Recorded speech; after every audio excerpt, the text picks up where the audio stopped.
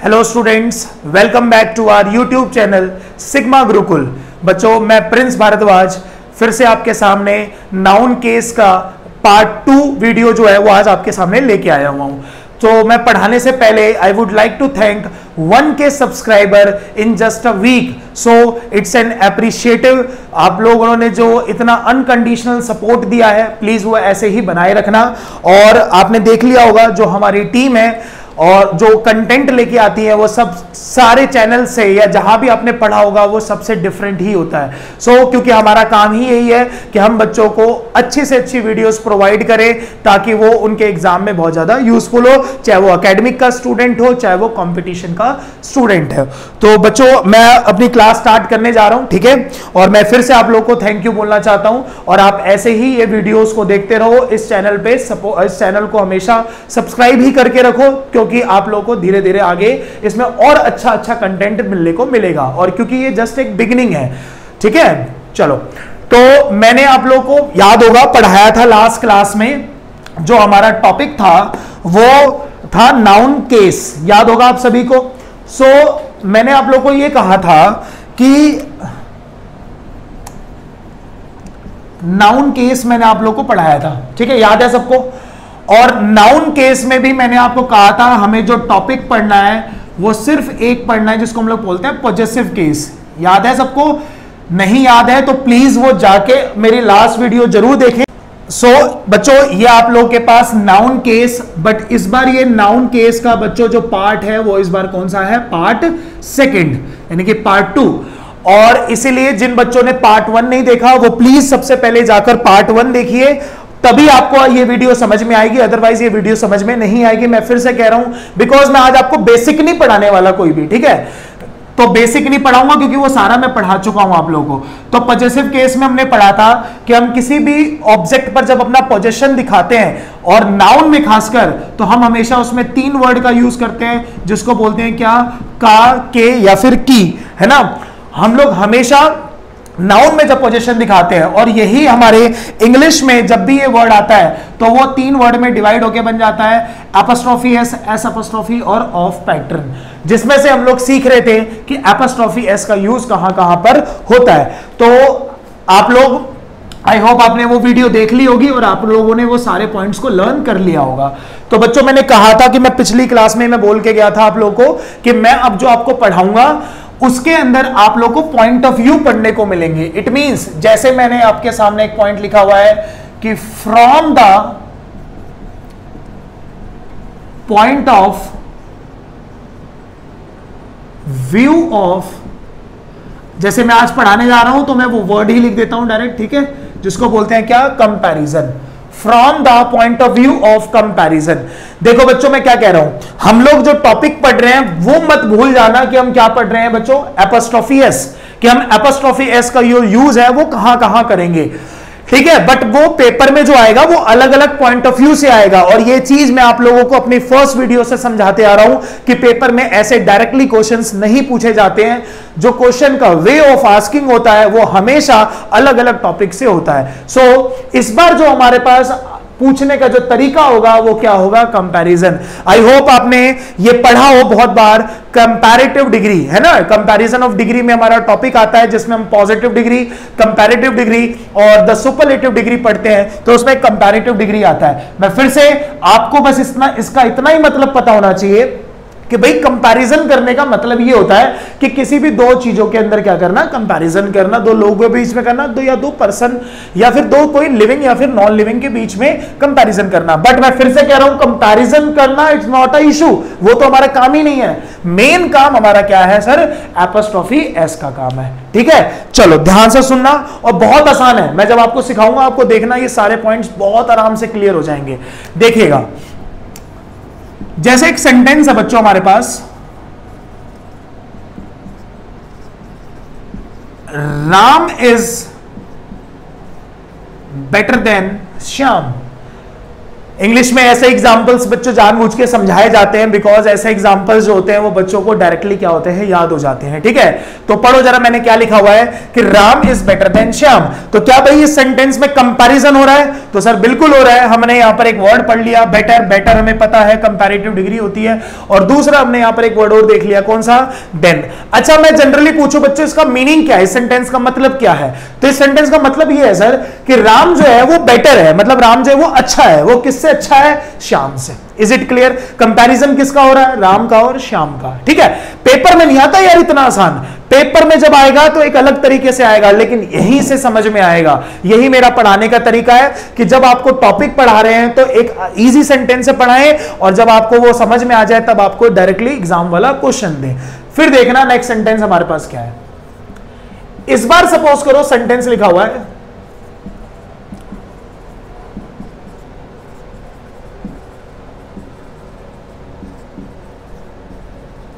पढ़ो क्या लिखा हुआ है कि Ram's brother is better than Shyam.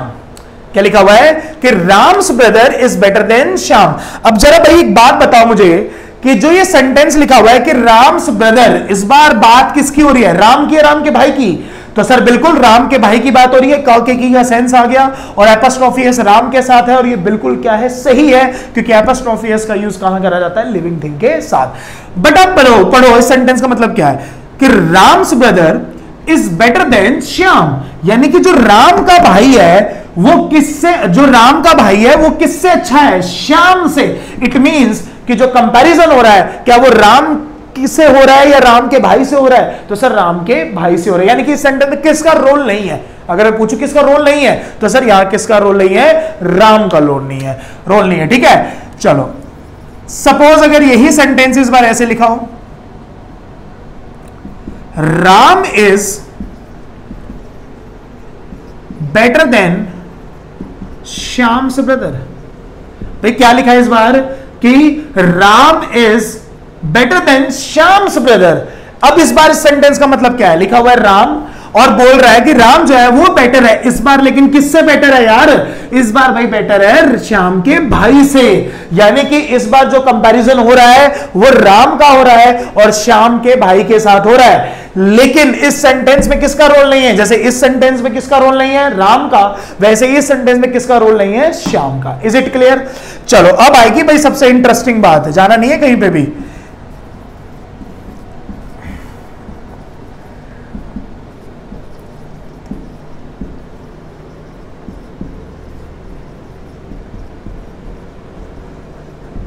अब पढ़ो मेन बात, तो पढ़ो क्या लिखा हुआ है कि Ram's brother is better then Shyam's brother. अब यार देखो क्या बात है इसके अंदर, इसमें बोल रहा है Ram's brother is better then Shyam's brother, यानी कि जैसे फर्स्ट सेंटेंस में राम का और श्याम का कंपैरिजन हो रहा था, सेकंड सेंटेंस में राम के भाई का श्याम के साथ कंपैरिजन हो रहा था, थर्ड सेंटेंस में राम का कंपैरिजन श्याम के भाई के साथ हो रहा था, और वैसे ही फोर्थ सेंटेंस में राम का कंपैरिजन, राम के भाई का कंपैरिजन सॉरी किससे हो रहा है? श्याम के भाई से।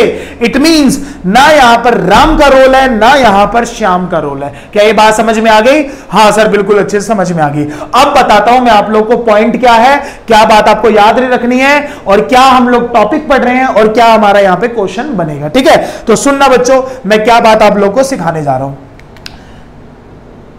सपोज आपके पास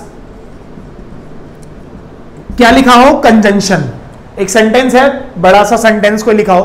कंजंक्शन आपने सुना होगा, पार्ट्स ऑफ स्पीच में होता है। अगर आपको ये नाम अच्छा सा नहीं लग रहा, हमारी भाषा में बोले तो सुथरा सा नहीं लग रहा, तो आप इसका नाम क्या करो? कंजंक्शन की जगह पे क्या लिख लो? कनेक्टर लिख लो, है ना। कनेक्टर का काम क्या होता है बताओ? किसी भी दो चीजों को जोड़ने का काम होता है। ठीक है, चलो देखना, मैं बहुत एक बिल्कुल इजी वे में बताऊंगा। और पता देखो यार इंग्लिश कैसे समझ में आती है, जब कोई टीचर कोई कंटेंट पढ़ा रहा होता है, चाहे मैं हूं चाहे कोई भी टीचर क्यों ना हो, मैं किसी की बुराई या अच्छाई नहीं कर रहा, आप क्या करा करो? उस टॉपिक को, उस पॉइंट को आप उस अपनी कॉपी में साइड में कहीं पे लिख लिया करो, ताकि वो बात याद रहे। जब मैं भी अपने टीचर से पढ़ता था तो यही स्ट्रेटेजी अपनाता था, इसलिए मेरी इंग्लिश जो है वो थोड़ी बहुत अच्छी हो चुकी है। ठीक है, तो इसलिए आप ये चीज को समझो। कनेक्टर है हमारे पास, और सपोज इस कनेक्टर से पहले आपके पास क्या है, एक सेंटेंस, क्योंकि कनेक्टर तो किसी भी दो चीजों को जोड़ सकता है, चाहे वो सेंटेंस हो चाहे वो कुछ और हो, यहां सेंटेंस हो और इस सेंटेंस के बाद में भी, इस कनेक्टर के बाद में भी क्या हो, एक सेंटेंस हो। मतलब इस टाइप का आपके पास एक रोल प्ले सा दिख रहा हो, इस टाइप का एक सेंटेंस टाइप में लिख रहा हो, सेंटेंस हो, कनेक्टर हो, सेंटेंस हो। ठीक है भाई, सुनना। और जब आपने सेंटेंस पढ़ा, ये वाला सेंटेंस, ठीक है, और पढ़ के देखो, अगर आपको उस सेंटेंस में पढ़ के पता चला कि भाई सेंटेंस जो है वो पोजीशन दिखाने की कोशिश कर रहा है हमारे सामने, यानी कि क्या दिखाने की कोशिश कर रहा है, अधिकार। अब मैं बार बार मैंने आपको कहा था कि अधिकार जो होता है वो तो नाउन में भी दिखाया जाता है, वो तो प्रोनाउन में भी दिखाया जाता है, प्रोनाउन का वे अलग होता है, नाउन का वे अलग होता है। तो वैसे ही हम ये जो बात मैं आपको बता रहा हूं, ये नाउन में तो पूछी जाएगी एज वेल एज प्रोनाउन में पूछी जाएगी। सीजीएल के एग्जाम में एक क्वेश्चन आ चुका है, वो मैं आपको थोड़ी देर में सेंटेंस भी लिखवा दूंगा, और वरना इस वीडियो के लास्ट में तो मैं आपको वो क्वेश्चंस देता ही देता हूं। ठीक है, तो मैं पढ़ा क्या रहा हूं, एपोस्ट्रोफी एस, तो क्यों ना हम एपोस्ट्रोफी एस का एग्जांपल ले लें। ठीक है भाई, क्या है वो एग्जांपल, सुनना। जैसे अगर मैंने देखा कि भाई सेंटेंस मैंने पढ़ा और सेंटेंस को पढ़ के हमें पता चला कि सेंटेंस जो है वो पोजीशन दिखाने की कोशिश कर रहा है, यानी कि अधिकार दिखाने की कोशिश कर रहा है, और अगर वो एपोस्ट्रोफी एस में अधिकार दिखाएगा तो सपोज करो वो ऐसे लिखा होगा, नाउन लिखा होगा, लिविंग ही होगा, ऑब्वियसली सी बात है। ठीक है, और फिर इसके साथ क्या लिखा होगा, एपोस्ट्रोफी एस। और देखो इस एपोस्ट्रोफी एस का यहां लिखा होगा क्या, ऑब्जेक्ट। जो ये ऑब्जेक्ट लिखा होगा वो इस एपोस्ट्रोफी एस का ऑब्जेक्ट होगा। इट मींस इसी ऑब्जेक्ट पर उस बंदे ने पोजीशन दिखा रहा होगा। जैसे ये पढ़ो, क्या लिखा, राम्स ब्रदर, तो ये जो ब्रदर वर्ड लिखा हुआ है वो एपोस्ट्रोफी एस का क्या है, ऑब्जेक्ट है। Is it clear? अब देखो मैं क्या बात बताने जा रहा हूं भाई। सपोज अगर कनेक्टर से पहले पोजीशन दिख रहा है, आपने सेंटेंस पढ़ा, अधिकार दिखाने की कोशिश कर रहा है, ठीक है, तो जिस भी ऑब्जेक्ट पर वो अपना अधिकार दिखाने की कोशिश कर रहा है, क्या बोल रहा हूं एक बार और सुनो, कि अगर कनेक्टर से पहले ऑब्जेक्ट पर जो भी अधिकार दिखा रहा है, यानी कि जिस ऑब्जेक्ट पर आपने अधिकार दिखाया है, यार इस ऑब्जेक्ट को दोबारा इस सेंटेंस में रिपीट बिल्कुल भी नहीं करते। आई कुछ बात समझ में? मतलब कि जब मैं सेंटेंस में आपके पास पोजीशन दिखा रहा हूं जिस वर्ड को, तो उस वर्ड को दोबारा सेंटेंस में हमें रिपीट करने की कोई जरूरत नहीं है। Is it clear? मतलब कि जब मैंने बोल दिया क्या, राम्स ब्रदर, तो इस ब्रदर पे हमने क्या दिखा दिया, पोजीशन दिखा दिया। तो इट मींस क्या मैं यहां पर श्याम्स ब्रदर लिखूंगा? यार बिल्कुल भी नहीं लिखूंगा। मैं इस जगह पे सिर्फ क्या लिखूंगा, श्याम लिखूं, श्याम्स लिख दूं भाई, श्याम्स लिख दूं, क्योंकि श्याम लिखूंगा तो इसका मतलब हो जाएगा क्या, श्याम से कंपैरिजन हो रहा है। बट जब श्याम्स लिख रहा हूं तो देखो यहां पर आपको ब्लैंक छोड़ना है, क्योंकि वो कंपलसरी है।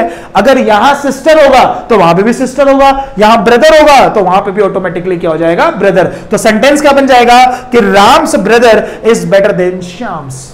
हो गया भाई, समझ में आया? अब देखो इस चीज को कैसे कॉपी में लिखनी है, कॉपी निकाल लो जल्दी से और साइड में क्या लिख लो कि भाई जब भी हमने सेंटेंस में देखा, चाहे नाउन है चाहे प्रोनाउन है, ठीक है, क्योंकि दोनों जगह पे ये क्वेश्चन आता है यार, चाहे वो एक बात और एपोस्ट्रोफी एस लिखा है तो ये मत समझ जाना कि पेपर वाला तुम्हारा ऐसे एपोस्ट्रोफी एस ही देगा, क्या पता ऑफ में भी दे दे, क्या पता एस एपोस्ट्रोफी में भी दे दे। इसलिए माइंड में क्या बैठाओ, अधिकार, पोजीशन, किसी पे डोमिनेशन, कि भाई जब सेंटेंस में जिस ऑब्जेक्ट पर जब अधिकार दिखा दिया जाता है उस वर्ड को सेंटेंस में दोबारा रिपीट कभी भी नहीं किया जाता। Is it clear? समझ में आ गया?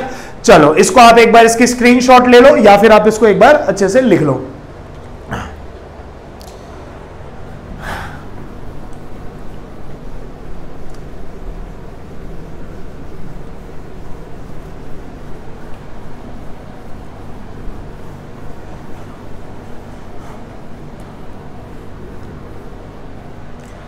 चलो आई होप आपको ये समझ में आ गया होगा। ठीक है, अब आप ध्यान से सुनना, फिर से मैं एक सेंटेंस आपको इजी सा दे रहा हूं ताकि आपको वो समझ में आ जाए। और वो सेंटेंस यार इंग्लिश में नहीं पढ़ा तो कुछ नहीं पढ़ा, मैं ये बता रहा हूं, ठीक है, क्योंकि वो सेंटेंस बहुत ही कॉमन होता है, सारे टीचर्स उसको पढ़ाते हैं। ठीक है, देखना वो सेंटेंस क्या है।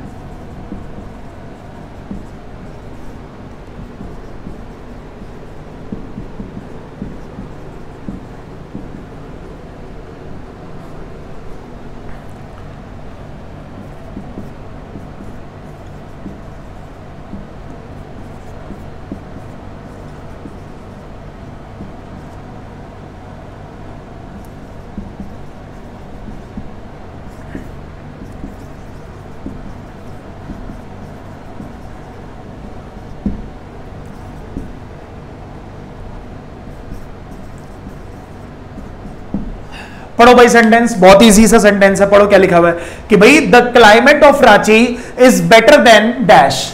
क्या लिखा है? The climate of Ranchi is better then dash. अच्छा एक चीज और बच्चों, मैं पिछले सेंटेंस में बताना भूल गया, मैंने कहा था कनेक्टर आएगा, उससे पहले सेंटेंस होगा, फिर उसके बाद सेंटेंस होगा। इसमें जो कनेक्टर होता है वो देन है, क्योंकि पिछले सेंटेंस से मैच कर रहा है सेंटेंस, इसलिए मैंने लिख दिया। तो ये जो देन है यही हमारा यहां पर किसकी तरह काम कर रहा है? कनेक्टर।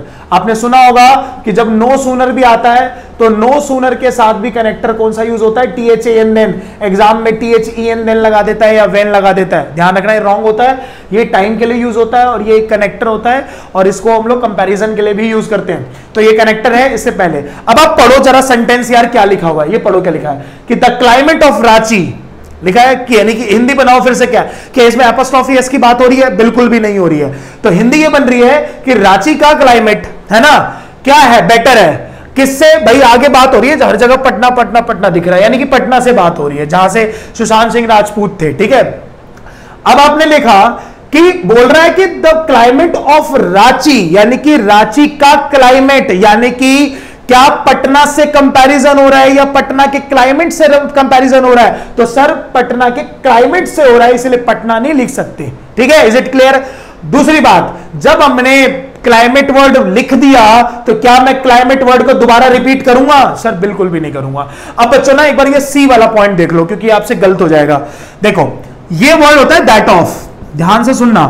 दैट ऑफ से भी हम लोग इस सेंटेंस को ठीक कर सकते हैं, बट अभी हम मैं इसको नहीं पढ़ाऊंगा, क्योंकि ये जो टॉपिक बन जाएगा वो फिर कहां का बन जाएगा? एडजेक्टिव। बट इन दोनों में एक थोड़ा सा डिफरेंस है। डिफरेंस क्या है देखना भाई।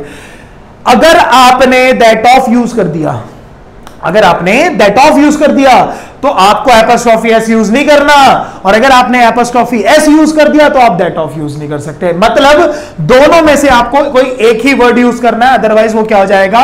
गलत। इसीलिए जो सी ऑप्शन है वो बिल्कुल क्या हो गया? गलत। यानी कि जैसे मैंने पिछला सेंटेंस क्या लिखवाया था कि Ram's brother is better then Shyam's, तो आप उस सेंटेंस को बताओ कैसे भी लिख सकते हो? बोलो, रिपीट करो। Ram's brother is better then that of Shyam. अगर आप दैट ऑफ श्याम से लिख दोगे तो it will become wrong.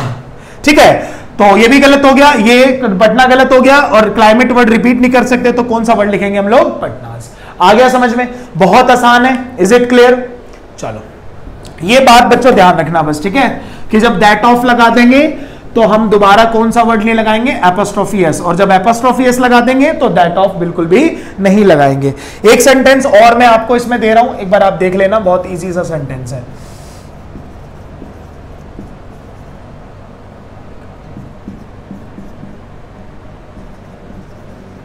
Sentence लिखा है कि America's problems are however not so serious and awful as India.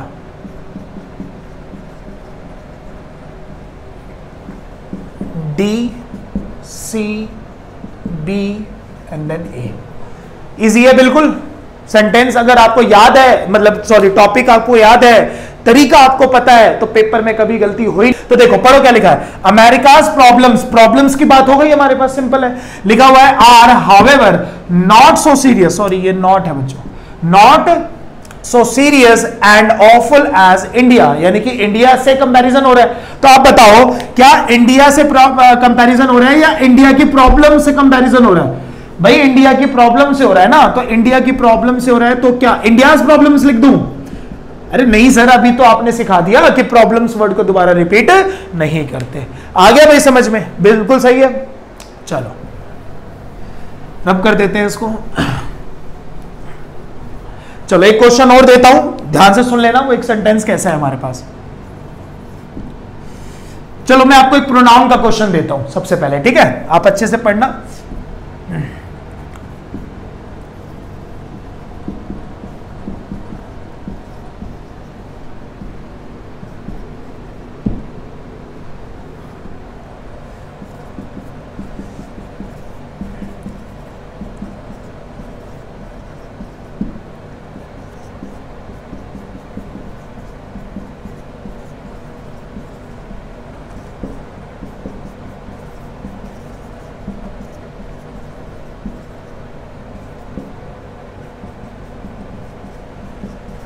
बच्चों आपने एच टेट का नाम जरूर सुना होगा, हरियाणा टेट, उसके एग्जाम में ये क्वेश्चन आया हुआ है और मैंने थोड़े दिन पहले ही एक इसी टाइप का सेंटेंस बच्चों को पढ़ाया था और एग्जाम में देखो इसी टाइप का एक सेंटेंस बैठ गया था, ठीक है, बिल्कुल एज इट इज क्लिक कर गया था। इसलिए मैं कहता हूं वीडियोस वगैरह देखा करो, पढ़ाई करा करो, ठीक है, कंटेंट की कुछ ना कुछ बातें ऐसी होती है जो पेपर में डायरेक्टली क्लिक कर जाती हैं। पढ़ो क्या लिखा हुआ है कि I don't like your pen, क्या लिखा हुआ है, I don't like your pen, और फिर एक सेंटेंस आपको आगे खुद क्रिएट करना है अकॉर्डिंग टू द ऑप्शंस। समझ में आई बात? अब आप ऑप्शन पढ़ो क्या लिखा है, my pen is good, mine is better, my pen is better, mine is good. ठीक है भाई, ये 4 सेंटेंस है, सिंपल सी बात है। आप ना चाहो तो इसको 2 तरीके से कर सकते हो, एक तो मैंने जो तरीका बताया वो अप्लाई कर लो, या फिर आप चाहो तो इसमें एक और दिमाग लगा लो, बहुत आसान सी बात है। पढ़ो क्या लिखा है कि I don't like your pen, तुम्हारा पेन अच्छा नहीं है, यानी कि अगर आप वो सेंटेंस से बोलना चाह रहा है तो एक तो बात हो रही है तुम्हारे पेन की और एक बात हो रही है मेरे पेन की, यही बात हो रही है ना। तो यार जब तुम्हारे पेन की बात हो रही है और मेरे पेन की बात हो रही है तो क्या कंपैरिजन की बात होगी कि नहीं होगी? तो बिल्कुल होगी। तो जब यार कंपैरिजन की बात होगी तो क्या मैं उसके अंदर ये गुड वर्ड यूज करता हूं? नहीं, क्योंकि गुड हमारा जो होता है वो एक एडजेक्टिव होता है। गलत हो गया। अब ये एक ऑप्शन ये है, एक ऑप्शन ये है, जब हमने पेन वर्ड लिख दिया है तो क्या मैं दोबारा इस पेन वर्ड को लिखूंगा? नहीं। ये लाइन गलत नहीं है बच्चों, ये लाइन बिल्कुल सही है, बट ये लाइन इसके बाद यूज नहीं हो सकती। क्यों? क्योंकि ये जो लाइन है आपने योर पेन लिख दिया है तो इसलिए दोबारा माई पेन लिखने की जरूरत नहीं है। तो जो सेंटेंस हो जाएगा वो क्या हो जाएगा? Mine is better. आ गया समझ में? बहुत आसान है बिल्कुल। चलो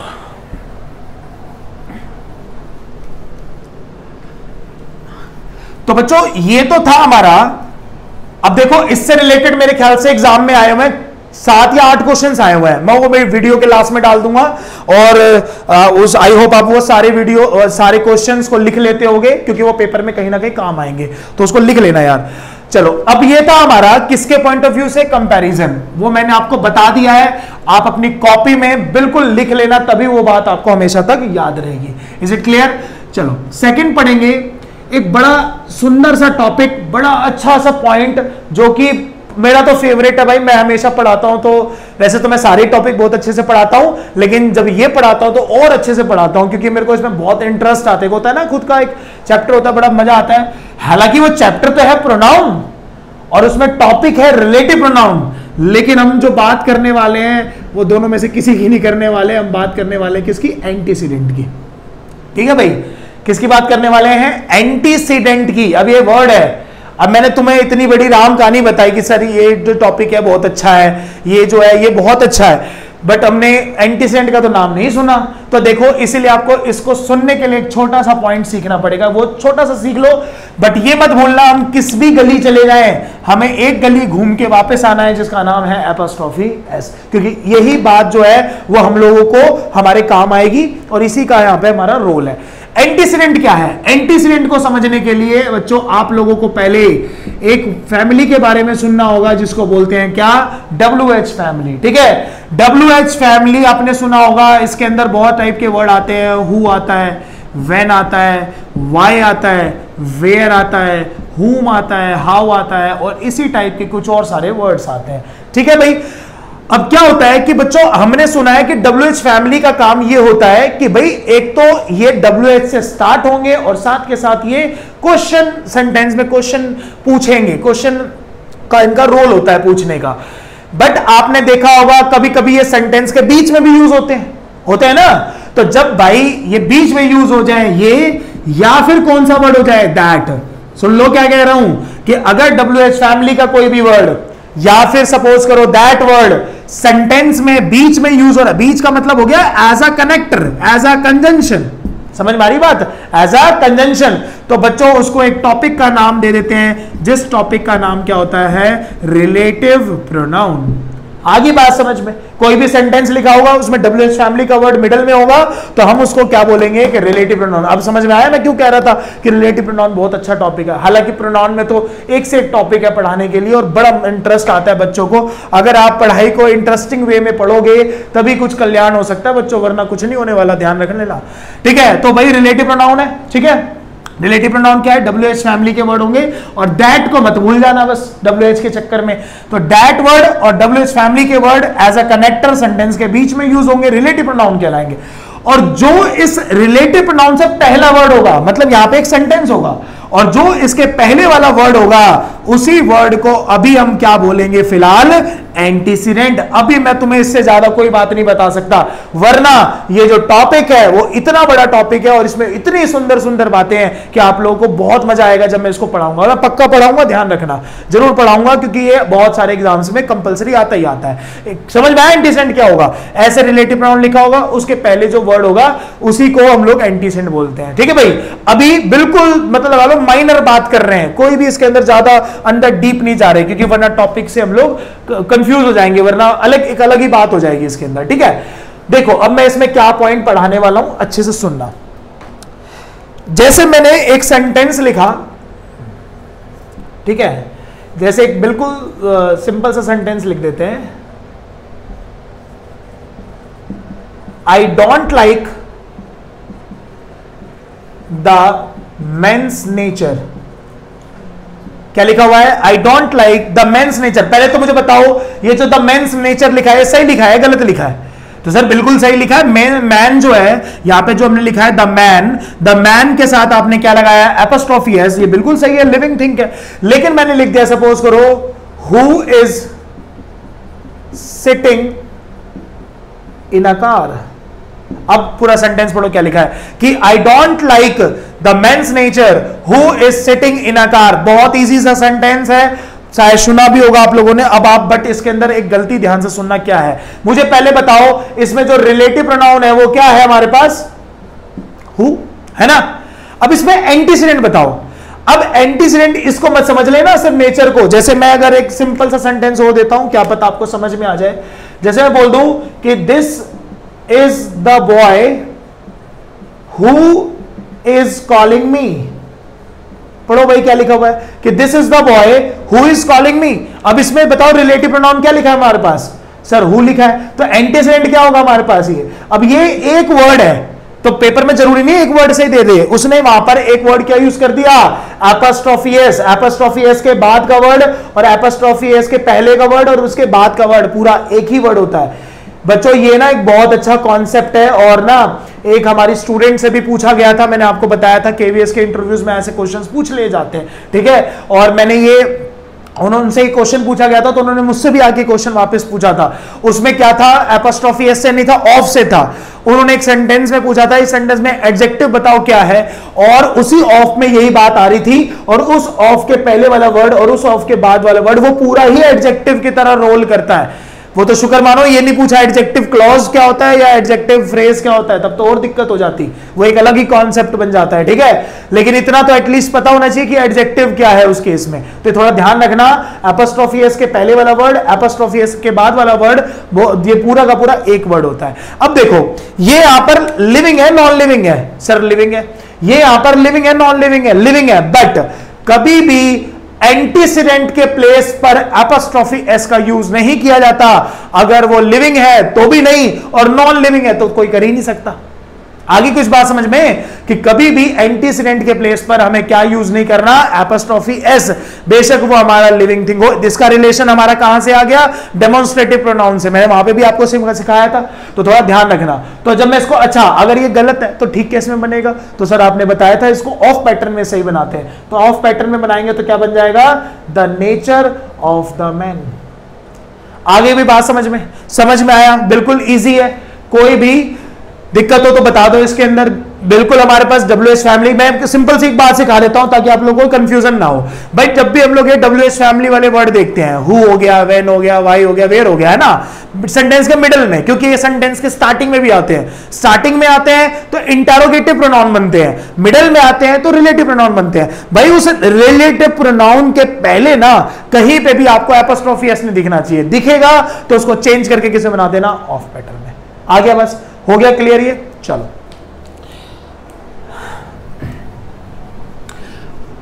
रिलेटिव प्रोनाउन में बहुत बातें हैं बच्चों पढ़ने के लिए, मैं बता रहा हूं बार बार आपको, बहुत अच्छा टॉपिक है, सुंदर टॉपिक है, और बहुत सारे क्वेश्चंस इसमें से एग्जाम में आते रहते हैं। ठीक है, चलो 2 पॉइंट हम लोगों ने इसमें पढ़ लिए। एक पढ़ लिया कंपैरेटिव डिग्री, सॉरी कंपैरिजन, और एक पढ़ लिया हम लोगों ने क्या? एंटीसीडेंट। बच्चों एक पॉइंट मैं बस इसके अंदर और पढ़ाऊंगा और फिर हमारी वीडियो को हम लोग यहीं पे खत्म करेंगे। हाँ, एक पॉइंट पढ़ लेते हैं, चलो रेसिप्रोकल प्रोनाउन का पढ़ लेते हैं। बच्चों ये टॉपिक कभी खत्म नहीं हुआ, ठीक है, क्योंकि वीडियो ज्यादा लेंथी नहीं कर सकते, आपको थोड़ा थोड़ा ही करके समझाया जाएगा, बट आप पहली वीडियो को देखना और उसके जस्ट बाद यही वीडियो देखना, ठीक है। मैं इसका एक पार्ट 3 भी लेके आऊंगा ताकि आप लोगों को ये पूरा टॉपिक अच्छे से क्लियर हो जाए। और मैं बार बार कह रहा हूं, नाउन केस पढ़ लोगे, जितना मैं आपको पॉइंट्स पढ़ा रहा हूं, जितने पॉइंट्स मैंने आप में से पढ़ रहे हो, कोई भी एक क्वेश्चन भी बाहर आपके नहीं आएगा एग्जाम में, ठीक है। पढ़ने के बाद वो सारे क्वेश्चन सॉल्व कर लेना, जो मैं लास्ट में आपको एक शीट दूंगा, ठीक है। बस ये और पढ़ लेते हैं, फिर उसके बाद नेक्स्ट क्लास से पढ़ाएंगे, बस थोड़ी देर और। देखो रेसिप्रोकल प्रोनाउन में आपको पहले तो पता होना चाहिए, पेपर में ये भी आ जाता है, फाइंड करो रेसिप्रोकल प्रोनाउन कौन है इसमें से। एसएससी के एग्जाम में नहीं आता, डीएसएसबी के टीचिंग एग्जाम्स में जरूर आ जाता है, ठीक है। तो हमारे पास ये दो वर्ड होते हैं, सॉरी एक वर्ड होता है हमारे पास, मे बी आपने सुना हो, ईच अदर, और एक वर्ड होता है हमारे पास वन अनदर। क्या वर्ड होता है बच्चों? ईच अदर, और एक वर्ड होता है बच्चों हमारे पास वन अनदर। देखो अगर कोई पूछे ईच कौन सा प्रोनाउन है, तो ईच होता है डिस्ट्रीब्यूटिव प्रोनाउन, वो एक अलग टॉपिक हो गया, और ईच अदर कोई पूछे तो वो क्या हो जाता है? Reciprocal pronoun. अगर आपसे अदर कोई पूछता है तो ये एक अलग वर्ड है, और अनदर पूछता है तो ये एक अलग वर्ड है, और ईच अदर पूछता है तो ये एक अलग वर्ड है। मतलब सारी कहानियां अलग अलग है, कोई मिलती नहीं है, इसमें ध्यान रखना।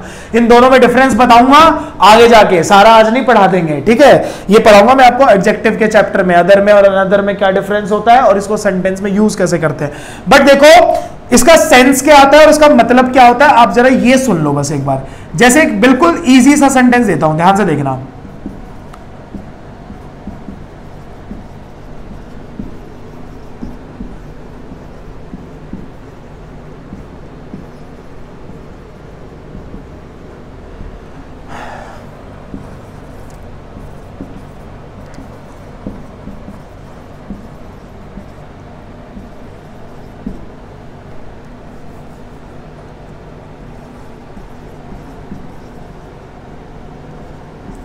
सेंटेंस हमारे पास लिखा हुआ है कि both the students help each other oblique one another, और दूसरा लिखा हुआ है कि all the students help each other oblique one another. बताओ दोनों में डिफरेंस किस वर्ड का है? तो सर डिफरेंस जो है वो बोथ का और ऑल का है। पढ़ा होगा आप लोगों ने थोड़ा सा ये वर्ड, भाई बोथ यूज करते हैं तो कितने के लिए यूज करते हैं? दो के लिए, अभी इतनी बात। और ऑल यूज करते हैं तो कितने के लिए यूज करते हैं? सर दो से ज्यादा के लिए यूज करते हैं, ठीक है। अगर मैं बोलता हूं ईच अदर और वन अदर का सेंस जो आता है वो किसमें आता है? आपस में। बट आपस में कितने आपस में? इसका सेंस होता है कि जब ईच अदर यूज करोगे तो it is used for two, यानी कि ये कितने के लिए यूज किया जाएगा? सिर्फ दो के लिए। इसको आप ईच से भी याद रख सकते हो, ईच का भी यूज दो के लिए किया जाता है ना। और अगर मैं वन अनदर की बात करूं तो it is used for more than two, यानी कि दो से ज्यादा के लिए। आई भाई कुछ बात समझ में? तो दो के लिए कौन सा वर्ड यूज किया जाता है? ईच अदर, और दो से ज्यादा के लिए कौन सा वर्ड यूज किया जाता है? One another. तो जब आपने यहां पर वर्ड देख लिया बोथ लिखा है, तो इसका आंसर जो होना चाहिए वो कौन सा होना चाहिए? Each other, one other. यहां पर क्या होगा? रॉन्ग। और जब आपने यहां ऑल देख लिया तो इसका आंसर क्या होना चाहिए? वन अनदर, और इसका आंसर ईच अदर क्या हो जाएगा? रॉन्ग, ठीक है।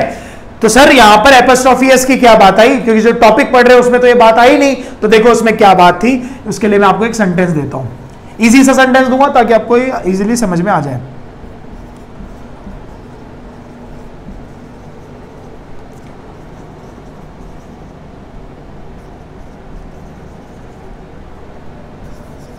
सेंटेंस लिखा हुआ है कि बोथ ऑफ देम, क्या लिखा हुआ है? Both of them understand each other problems.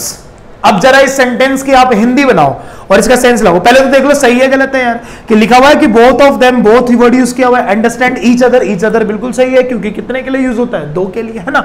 तो लिखा हुआ है कि both of them understand each other problems. इसकी मीनिंग बताओ क्या बनेगी? मीनिंग ये बनेगी ना भाई, एक दूसरे को क्या करते हैं? एक दूसरे की प्रॉब्लम्स को, यानी कि एक दूसरे की प्रॉब्लम। तो बच्चों एक बात बताओ, क्या यहां पे का के की का सेंस आया या नहीं आया?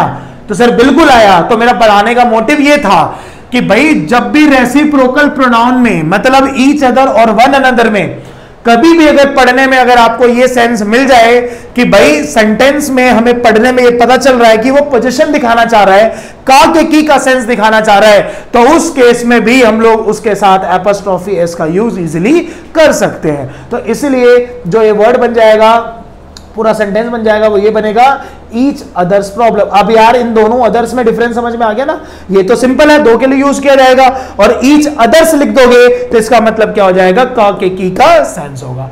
तो आई होप आप लोगों को अच्छे से समझ में आया होगा, और वीडियो को ज्यादा लंबी ना करते हुए आप लोग इतना कंटेंट पढ़ो, फिर मैं नेक्स्ट वीडियो इससे आगे की बनाऊंगा ताकि आप लोगों को ये सारा समझ में आ जाए, ठीक है। So thank you very much. अगर आपको वीडियो बहुत ज्यादा अच्छी लगी हो तो आप इसको अपने ग्रुप में शेयर जरूर करना।